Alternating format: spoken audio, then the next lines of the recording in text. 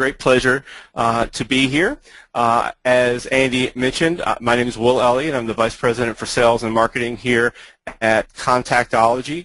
Technically here means that we are in Durham, North Carolina, so things are going super well here. Let me tell you a little bit more about Contactology and get off that horrible screen image of myself there. Contactology has been around since about 2002. We're a fully featured email marketing platform. So you may have heard of Constant Contact, MailChimp, ExactTarget, for examples. We're working in the same space, but we also do a lot of work with publishers. We've worked hand in hand with some of our great publisher clients that we've built and even built out some of our features with publishers in mind. Here are a few of our great publishing clients. I'd also like to take this moment to welcome some new publishing clients that also use Magazine Manager and now Contactology as well. PMQ Magazine, RBA Publishing, Boston Design Guide, and Smoky Mountain News, just to name a couple of those there. So we're super excited to have them using the integration that we've worked so hard to bring to everyone. But let's get down to the meat of what we're going to talk about here today. Today we're going to talk about 3 steps to email success, or 3 main pieces of that puzzle. We're going to run the gauntlet on how to get into the inbox. But once you're in that inbox, you know why it's important not to screw up your engagement by making your content irrelevant or not connecting with your subscribers. We're going to talk about getting in the inbox and keeping high engagement, and it's not going to last long if you're not paying attention to your metrics. You've got to pay attention, or you'll get kicked out of the inbox sooner than later. We're going to talk about a one-to-many type of campaign, and we're going to talk more of a one-to-one or one-to-a-few type of sales message as well. So we're going to try to make sure we cover both of those things. So the first thing we got to talk about is what you're trying to accomplish with emails. You should have your goals clearly in mind before you create your first campaign. Are your emails, campaigns, revenue drivers in and of themselves, like through sponsorships or daily deal links, or are they a means to an end, like by educating customers on your print ad and other opportunities that you have? Let's get some perspective on what I call the state of the inbox.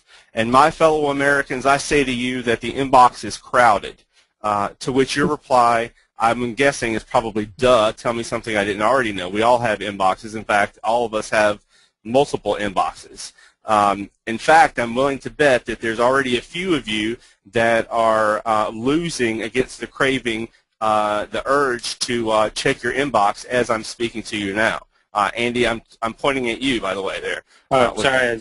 Pay attention. My inbox there. Thank you. So this graphic from CNBC shows what's happening to email inboxes. What I don't have on this slide is email continues to drive more online purchases than any other digital advertising, and email remains the biggest ROI in advertising, returning more than $40 for every $1 spent. So you see that legitimate email is staying about the same, but spam is going up considerably as well. But still, email marketing remains a consistently positive way for digital engagement. The point being is that the competition for inbox placement and engagement is high, but so too are the stakes. So is email worth it? Absolutely. This chart is from some data from inside of Contactology from our own users, and is based on about 137 million opens in a 3-month period earlier this year. What we see here is the convergence of desktop and mobile, and how quickly mobile in the red line there is coming up to meet desktop. And I'm willing to bet in our next webinar that we do, we'll look at May through August data, and I'm willing to bet that we're going to see those things intersect, and maybe even mobile start to take over desktop.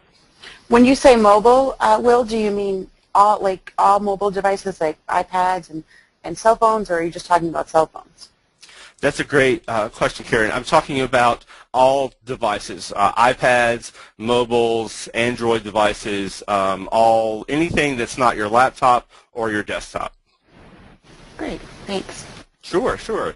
But there's good news in what we see here is that there are now more opportunities to reach people. So that singular email campaign that you send out to myself, I'm going to have an opportunity to see that on my desktop and on my mobile devices. So, there's an opportunity there that, we haven't had before. But with opportunity also comes some challenges and some things that we need to be aware of. Here's an important tip. Thanks to something called the second screen effect, I'm not sure if you're familiar with that term now or not, but essentially it's the sitting in front of the TV, for example, with your iPhone or your iPad or other device or your laptop, and sort of doing two things at once. It used to be in digital advertising and digital marketing, whether it be web visits, and all those sorts of things, that 9 to 5, Monday through Friday, was the time that you saw the most engagement there. It didn't matter if it was business to business or business to consumer. That meant that as a consumer, we were doing all of our Cyber Mondaying during the work week. But that's not the case anymore. Now Sunday at 7 p.m. might be the best time to reach someone. The only way to know this is to test and then actually look at the metrics that your email service provider offers to see exactly who's opening and clicking and when they're opening and clicking your email. Before we get to engagement, though, before we get there, let's not put the cart before the horse. We've got to get in the inbox first. This is a report from ReturnPath looking at overall deliverability. It's important to think about what you're up against. If 81% of the email is getting in the inbox, that means there's 20% of all the emails that you're sending out that isn't getting delivered. So there are things, though, that you can do about this. One of the things that you can do is use a reputable provider. Use someone that has a relationship with the ISPs, with the internet service providers. And there I'm talking about the Gmails, the Yahoos, the AOLs. And even some business email servers are increasingly looking at engagement, for example, as ways to get into the inbox. So it's not just business to business; it's also business to consumer rather. It's also business to business email that this is important for. Avoid spammy content. That should be an important point. And then also look at ISPs are also looking at what gets opened and what gets clicked on regularly as a indicator of whether or not they're going to get it into your inbox. ISPs are increasingly getting more involved in people's inboxes and what they see, and they're making some assumptions here. So it's no longer good enough just to get delivered in the inbox. I wish I could see a show of hands, and I guess electronically we could, but a lot of us now have had these Gmail tabs that you see on your screen pop up with social promotions and updates, regardless of whether or not you wanted them. You can opt out of them, but they're just sort of rolling out these new features. Some of you that are using Outlooks and seeing Outlook's new suite can see that as well.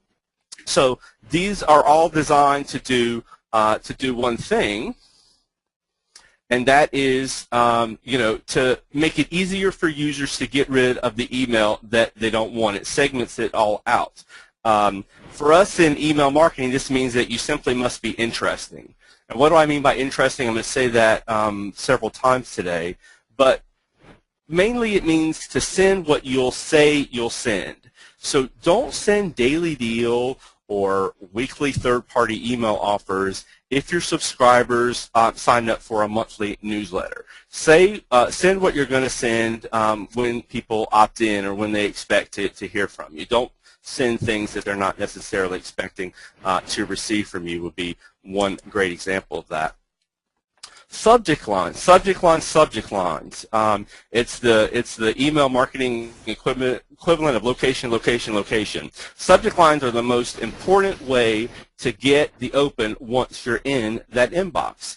Here's a word cloud of some commonly used words and subject lines. And the link, and we'll send out, have the PowerPoint available to you afterwards so that you can actually click on the link. But it's a word cloud of commonly used words in subject lines, and the link will take you to a chart talking about that. But things like alert, free delivery, bulletin, today, currently, these are doing really well. But these things are transient. They come and go. And so don't assume that the subject lines that are working today are going to work 6 months or a year from now. You've got to keep paying attention to what's going on in your own campaign, in your own system. And why is that they stop working? Well, for example, actually, I'll just go back really quickly. So, if it's catchy, if it's something like using the FW here, which is forward, you get one chance to do that, and then the next time you send, so it better be worth it, because the next time you send, I'm going to know that, actually you're not really forwarding me an email. You're just writing, a fresh email to me. So I'm only going to get that one. So people and trends just evolve over time. Marketers use different subject lines, different words. And we're always testing effectiveness for things, and that goes. People catch on, huh? Yeah, they catch on, and you gotta pivot sometimes in email marketing. There are no rules for what makes a subject line great. That'd be awesome. But here are a few things to think about. Write and rewrite, and that's WRITE.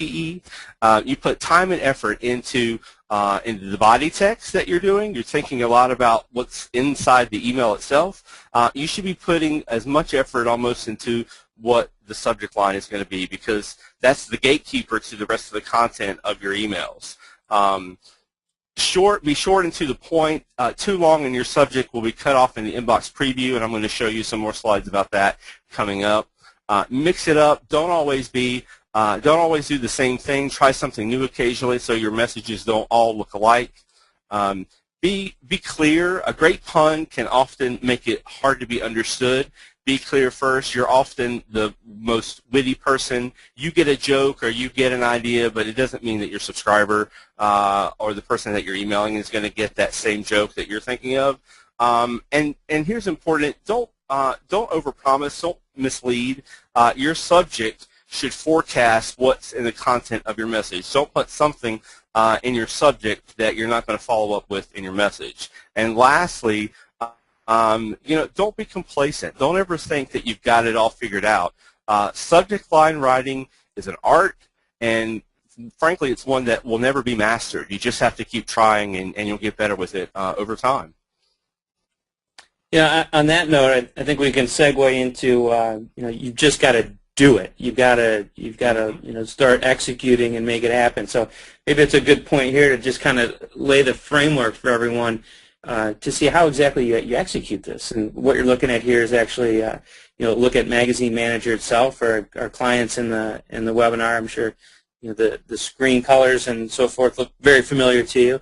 But this is simply how we integrate with Contactology. I mean, it really is no more complicated than creating a mailing list, going through the wizard, send it to Contactology, and away it goes. And you can see here in the email subject line how easy it is to test the different subject headers as you send it out.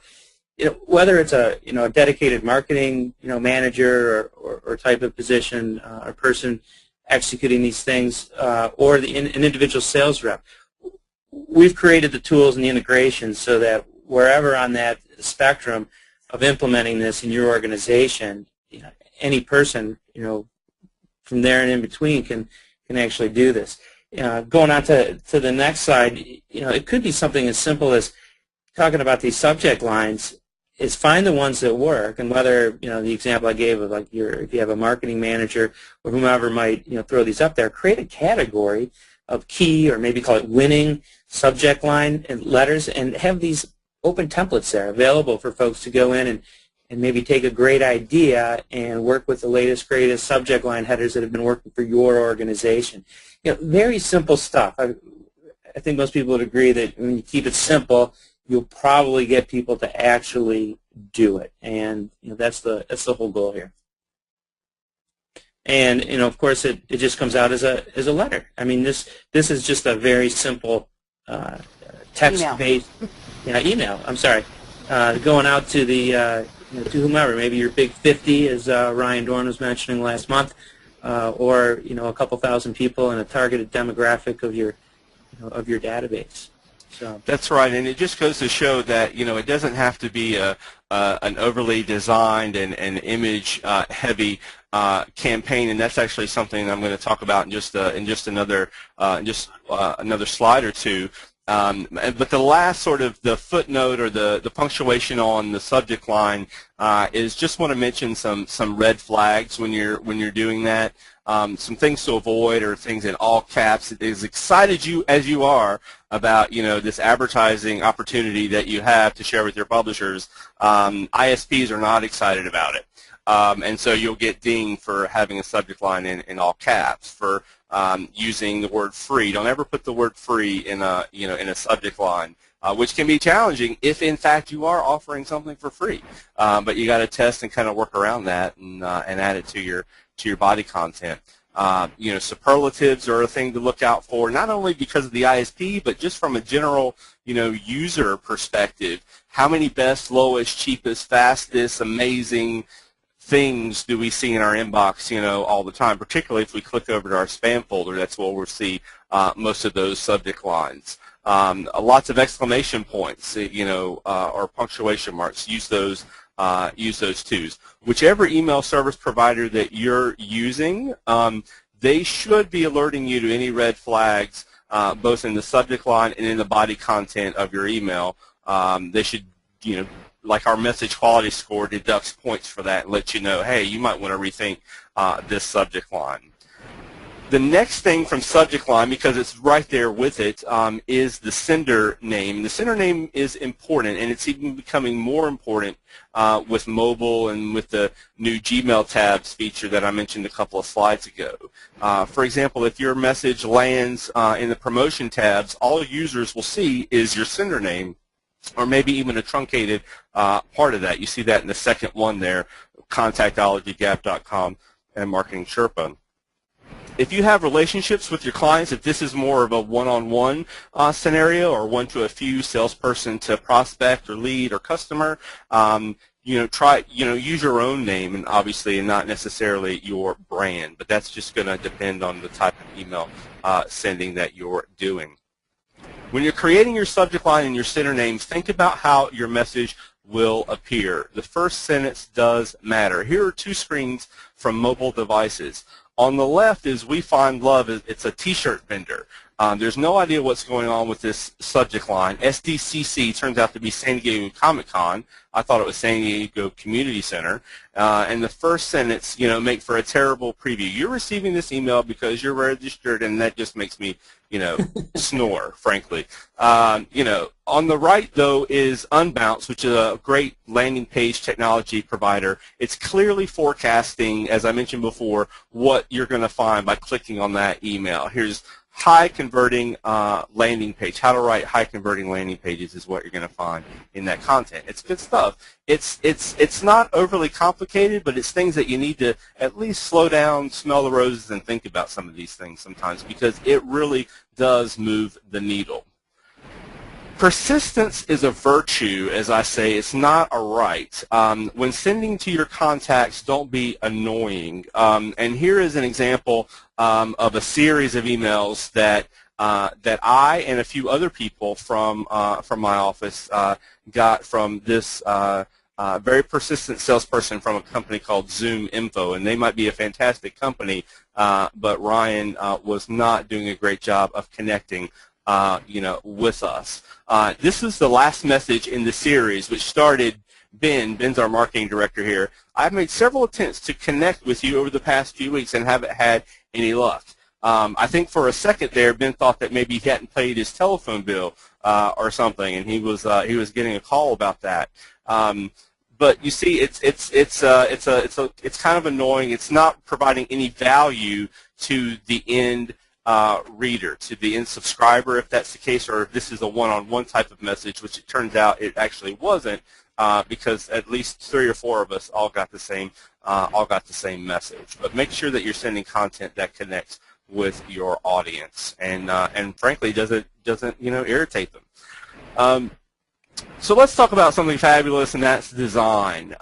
Images should complement your message, but they certainly don't rely on your images as a crutch to carry your entire campaign or your entire message.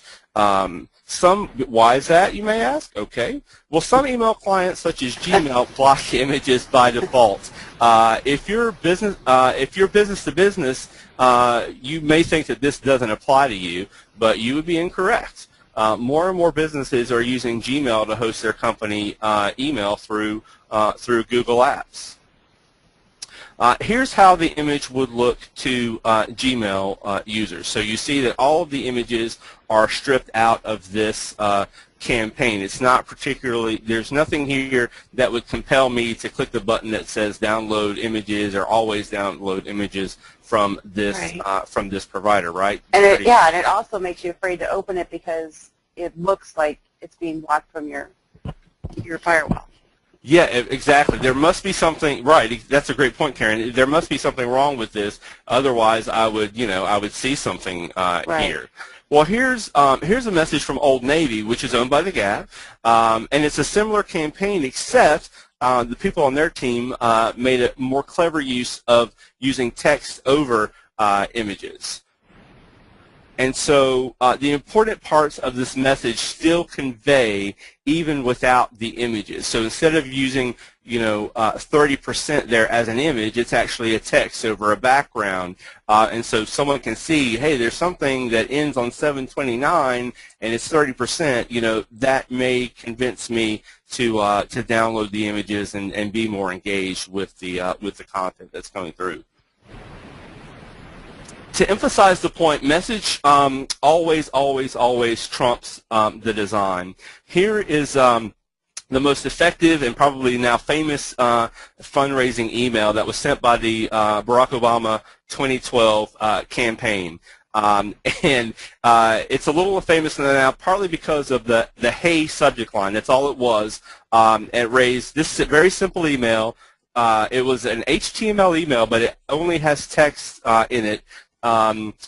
Raised $2.5 million with a simple call to action of donate $5, or more.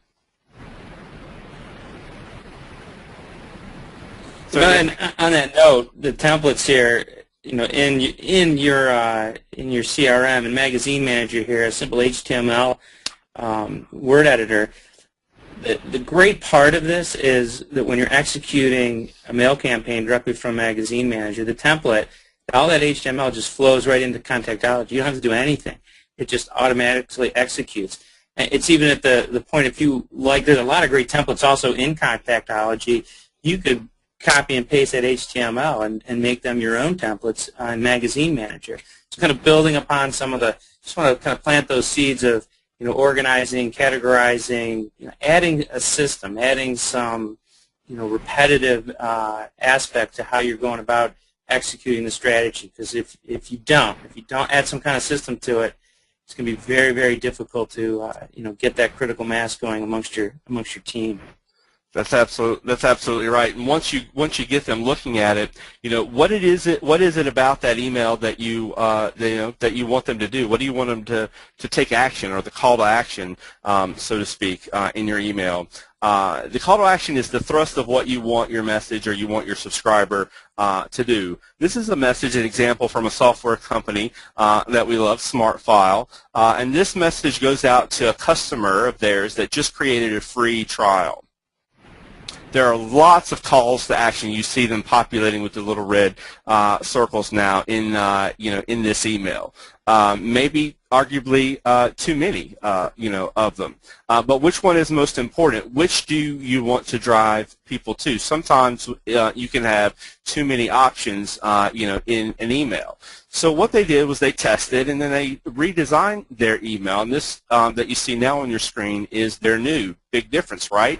Super simple design. In fact, this design would work just as well on a landing page as it does in this email design. And they've seen a big lift in people that are now watching the video. They decided that playing the promo video was the important thing that they wanted their customers, subscribers to do, and they've seen a big lift from doing that.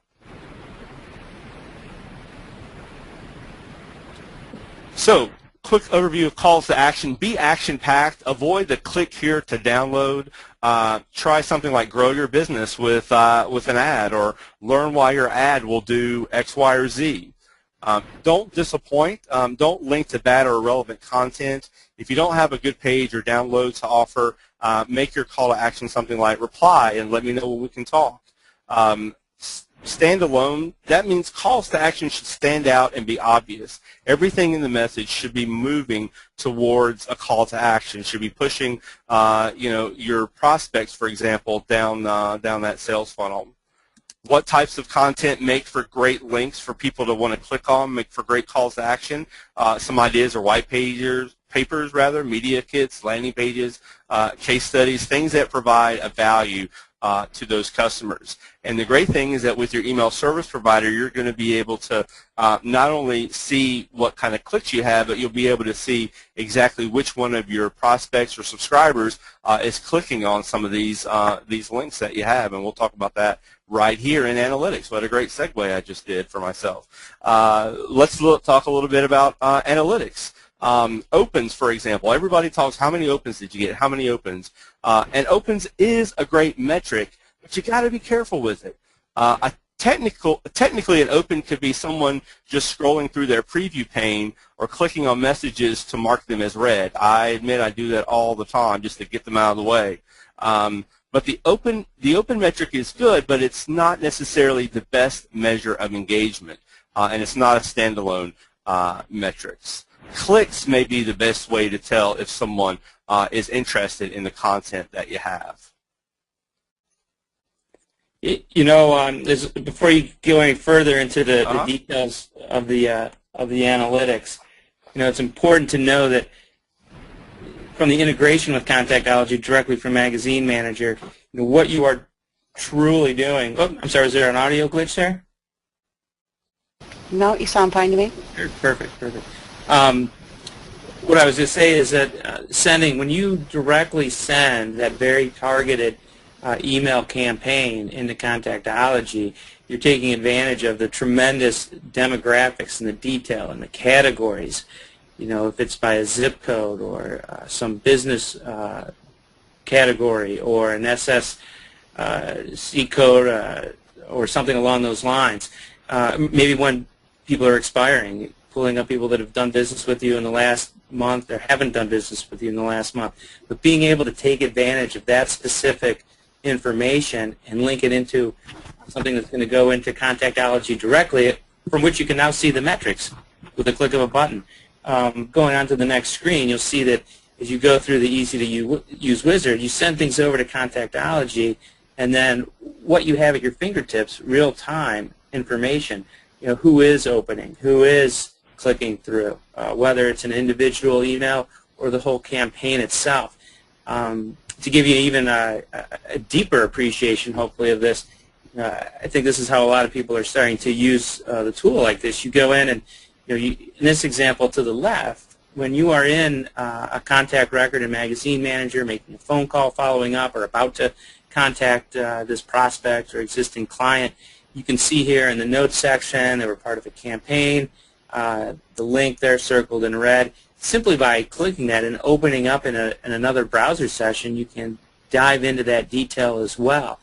The ability to, it's barely even multitasking. You are just seeing everything at once and starting to realize, what's working, what's not working, and then individually on that individual client basis, did they open it? Did they click on it? What a great way to lead into a conversation. I saw that you opened my email yesterday, and maybe that violates Ryan Dorn's criteria for creepy contact or stalking.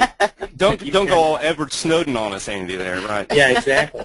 But you get the idea. I mean, to have that information, can be very powerful.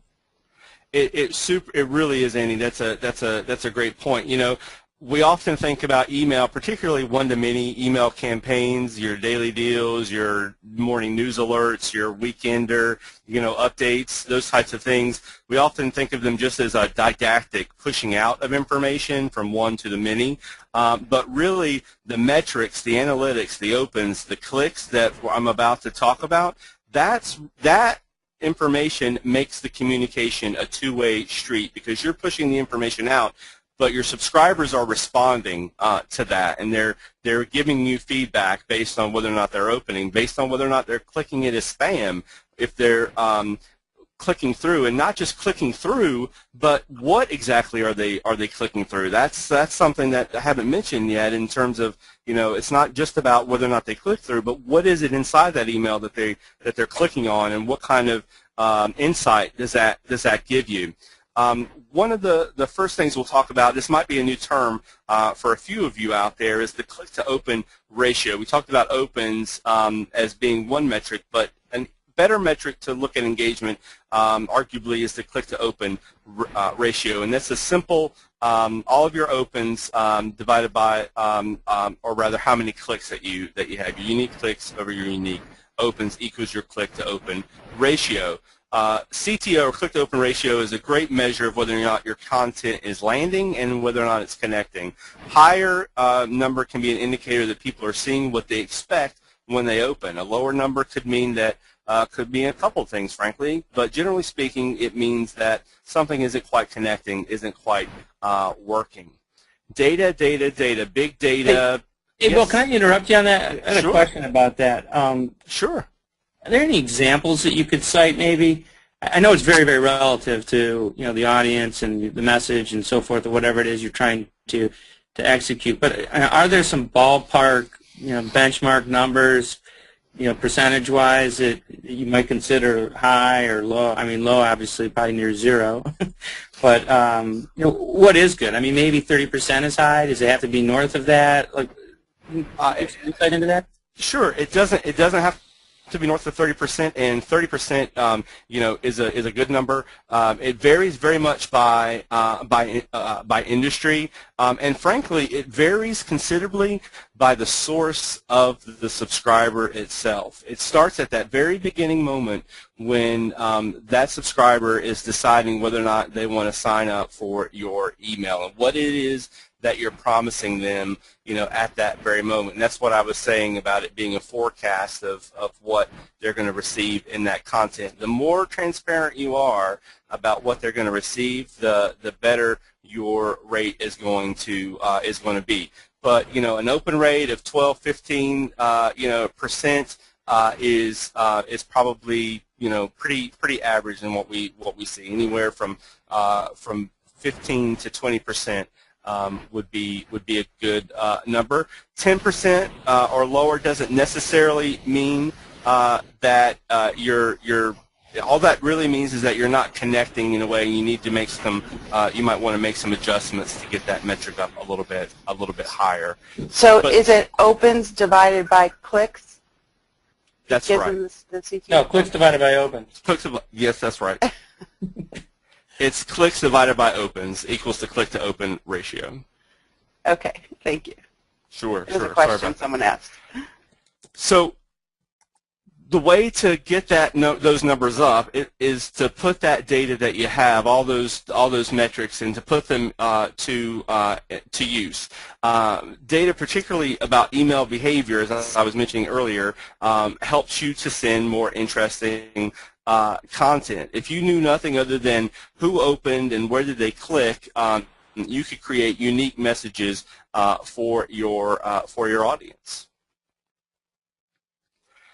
So how do you tailor your message? You look at the behavior. So look at people that have opened but haven't clicked.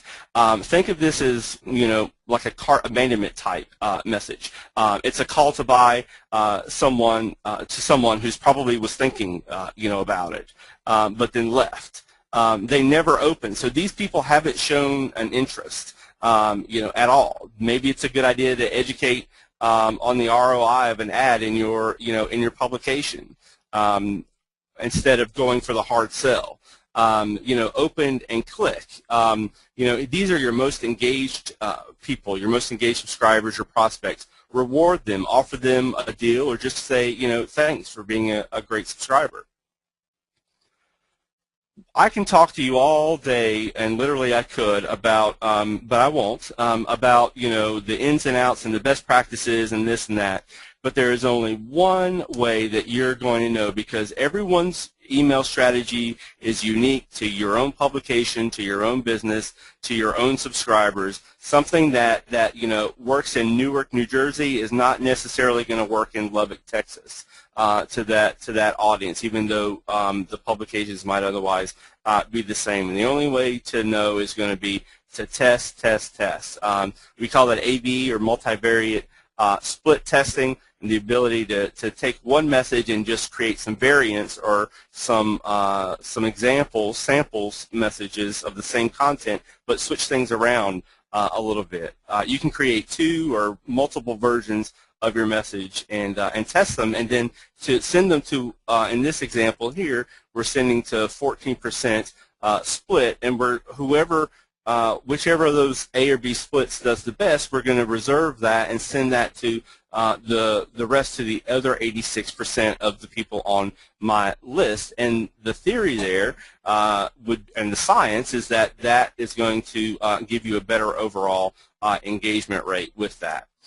Some of the things that you can split test are buttons. You see content. There's a register now button versus a link button. You think about images as being the thing that grabs your attention, and it may very well grab your attention, but what I often see in a lot of split testing that we do is that a text link will often do better than a button. It just feels a little less promotional that way. Subject lines. We've talked so much about subject lines today. Well, put what I said to the test by actually testing various, you know, subject lines. Personalization. You know, the simple personalization is the hello first name, but you can also personalize other content within your message based on the likes and dislikes of, you know, of your subscriber. The more you know about a subscriber or prospect, the more things that you can personalize within that email.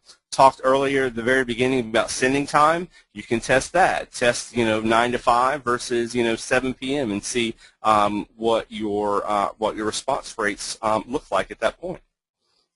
Yeah, and you know, back to the execution, and keeping it simple.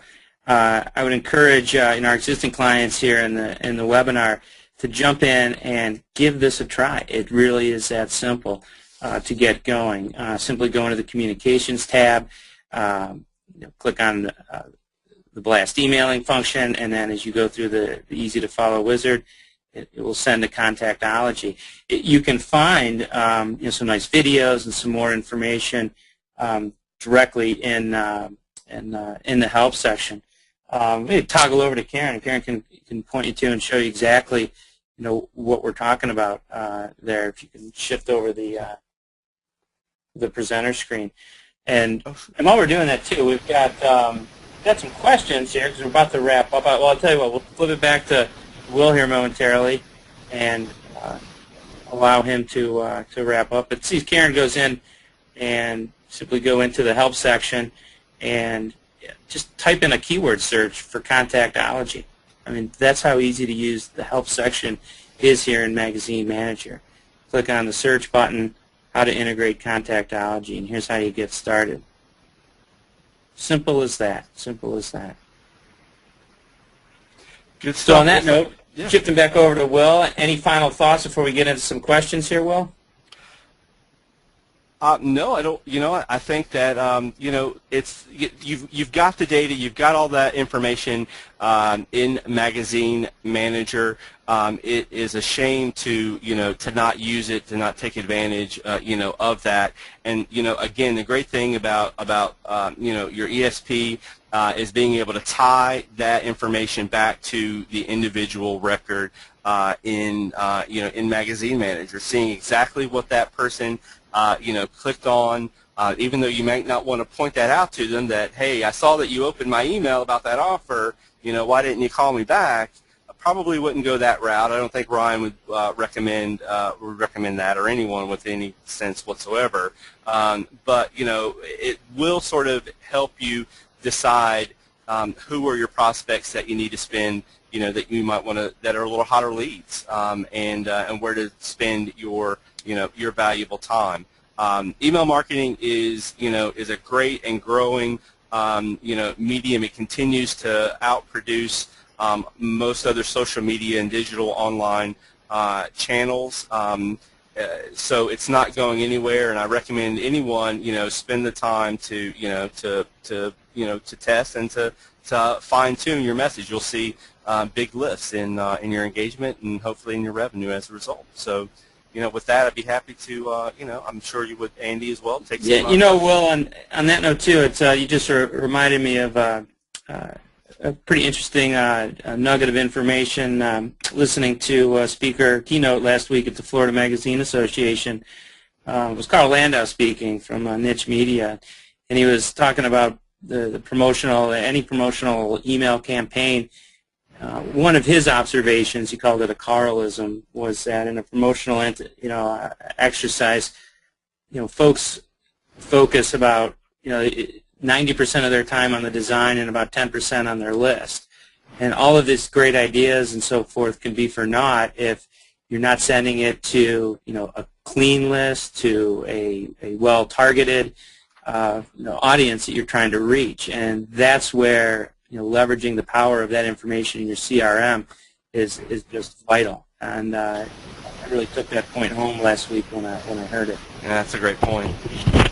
Well, that kind of segues right into a question that someone had here, that does Contactology require the mail lists from Magazine Manager to be an opt-in list? And if so, how does that work?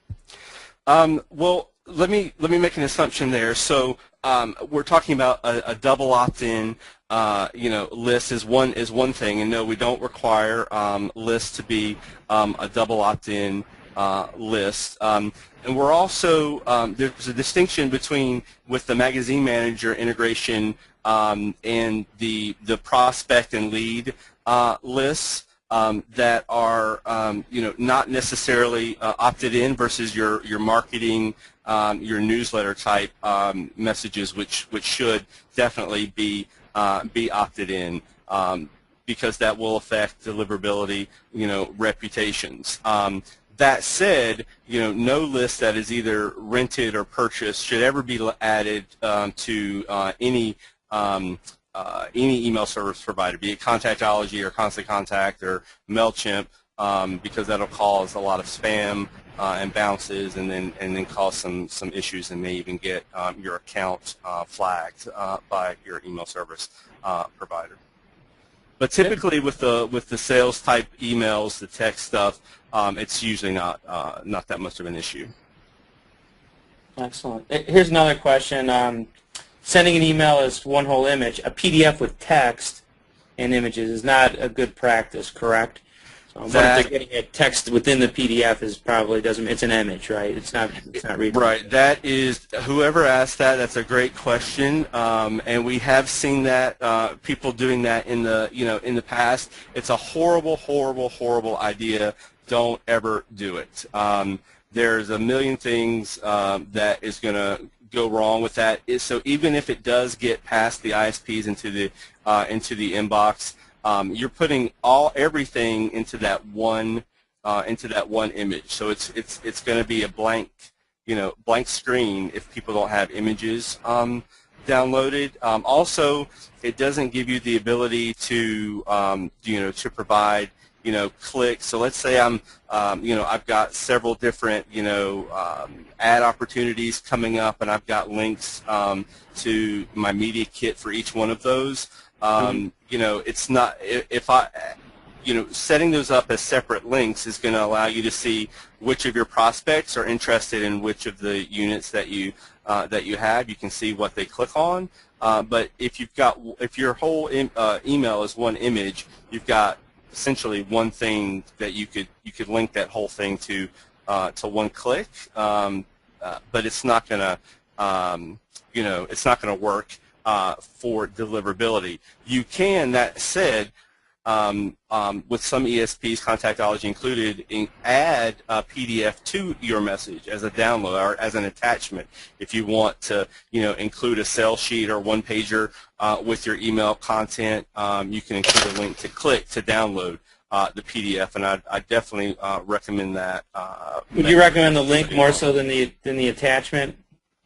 Well, so in order for mass email delivery, it actually it works the same way, but technically it sends it as a download link that looks like an attachment, but it downloads from the servers versus sending the PDF out to each email that goes out. That's a little bit more of a technical thing, but for deliverability purposes, we don't actually attach the files to the emails that go out. Here's another question. Let me ask you, it's like a kind of a two-part question. Let me just read it and see if you can provide some more insight, Will. What about how pictures versus text affect the spam filtering? He, Will, mentioned it in relation to users but not mail clients. And then the second part was also how to organize elements within an email table or special orienting code. How does that affect spam filtering? You kind of touched on that, but anything else you might want to add? So sure, absolutely. So, images, one of the things that you should do with your email service provider is test, your images, your content. And so your ESP should give you back not only whether or not you've got the word free in your subject line, but also should look at whether or not your images, they also look at something called text-to-image ratio. So if you have not a lot of text in your email, but a whole lot of images, it's going to come back and it's going to tell you that that's probably going to affect your deliverability. So it's not so much for deliverability, but it is it's more of an issue for rendering and for the email experience, of the user. Images are a valuable thing. We use images in our own emails, and you saw the example of the Old Navy ad, which right. Effectively used images. You just have to use images correctly. Make sure, here's the tip, make sure when you're using images that you provide alt text with those images so that if the images aren't automatically downloaded in the email client, that someone can see what that image might be, and that image, that alt text could be a descriptor of of why they should click and engage with the email.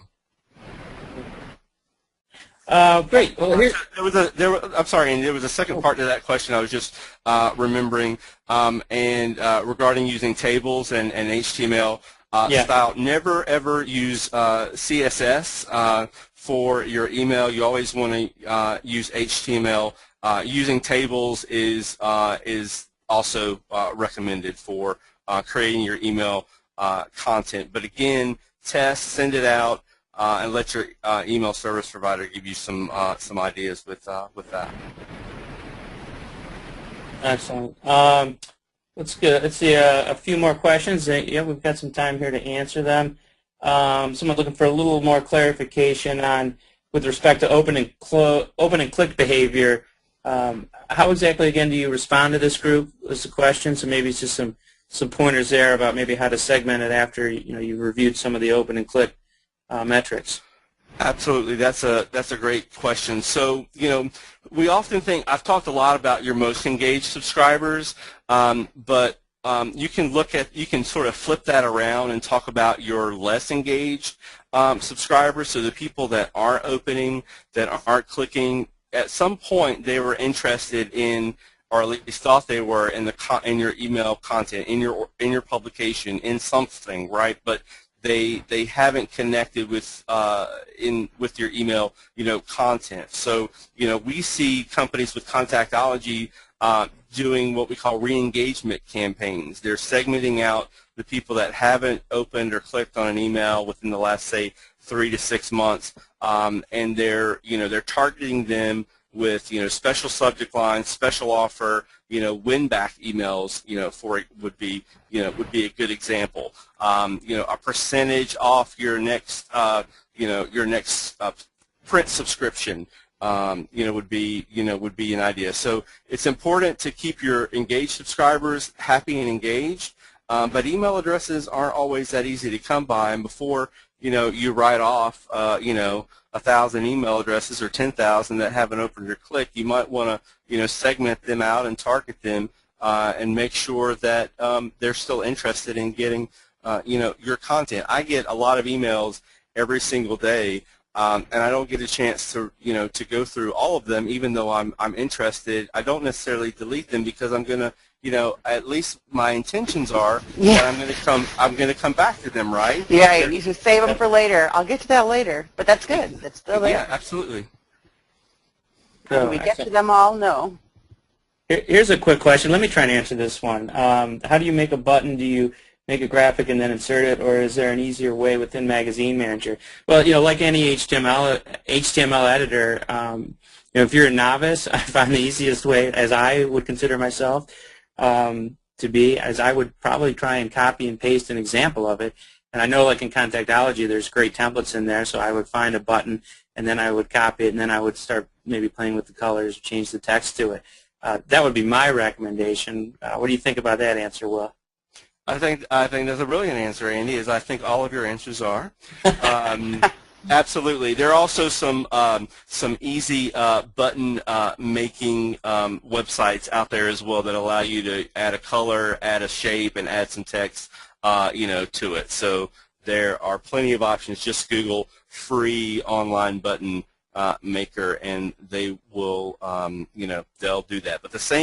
But that button isn't really a button, it's an image, right? And so the same thing applies. Make sure you're using alt text with your button to tell people what that button is if they aren't downloading the image and don't actually see that there's a button there. Excellent. And that's a great the point that you made, Andy, about the templates that are in Contactology that can be used in the Magazine Manager. Yeah, I mean, let's not reinvent the wheel. I mean, Contactology, they're experts in what they do, and being an email service provider and email marketing campaigns, and take advantage of the the templates they have there are because they've worked, and I know they get updated. And well, all kidding aside, so that's what we're super so excited to be, let's make it in simple. this integration partnership with. Let's see, another question here, probably a quick one.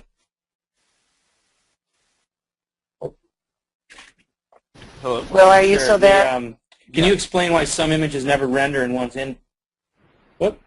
Some audio problems there at the end. Oh, by the way, and everyone, there have been some questions about can we review this? Can we get a copy of it? I want my colleagues to see this and so forth. Certainly, we'll be putting together a video and a link, and we'll send that back out to everyone that registered for today. I think we're losing you, Andy. You'll be able to go back in and. Well, I think that might be a sign that we're getting ushered off the stage. I don't think Andy can hear us, but he's still talking to himself. More questions? Andy, we couldn't hear you for a while there, so I think we're going to go ahead and shut down now because we're having some connection problems, and we'll. Yeah, I guess so. Maybe that's a sign. Yeah, that's a sign. I think it's time to let people go. I'd like to thank everybody. We'll follow up with the remaining questions. We'll get back to you directly. Thank you for attending the webinar today. We'll be following up with our contact information so you know how to get a hold of us at Magazine Manager or Will and his team over at Contactology. Thank you, Will, so much for the great Thanks, Karen. You guys have been great. I appreciate it. Thanks. Take care, everybody. Have a great day. Bye now. Thank you. Bye-bye.